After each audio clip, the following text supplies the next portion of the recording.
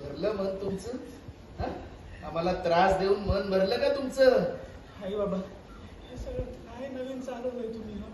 काय चालवलंय? आलेले पैसे घेऊन सगळ्यांनी मजा करायची सोडून आपल्याला काम लावताय ते. आलेले पैसे कसं काय करायचं हो? ते पैसे कसे खर्च करायचे ते आम्ही ठरवलं, कारण ते आमचे पैसे, त्यावर फक्त आमचा. आणि तुमच्यासारख्या अप्पल पोटी पोरांना तर आम्ही कधीच सांगणार नाही की त्याचं आम्ही काय करणार. सर इकडे बाहेर जायला येत आता रडण्यापासून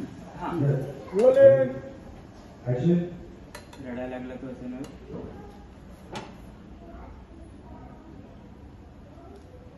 काय करू बाबा आता तुम्हीच सांगा ना.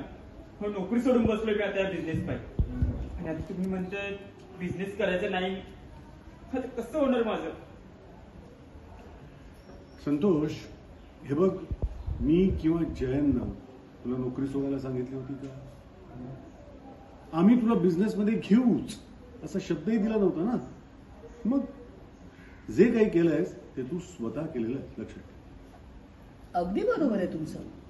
हे बघ संतोष, आता तू जी चूक केली आहेस ना त्याचं खापर आमच्यावर फोडू नकोस. मग काय करू मी? मला जाऊन आता बॉसचे पाय धरावे लागतील, म्हणावं लागेल हो तुम्ही ते राजीनामा वर पाठवणार नसेल तर थांबवा आणि द्या मला माझी पोस्ट परत. आता तुझं तू बघ. इकडे मी निघतो ना. सॉरी. हा बेडवर बसव.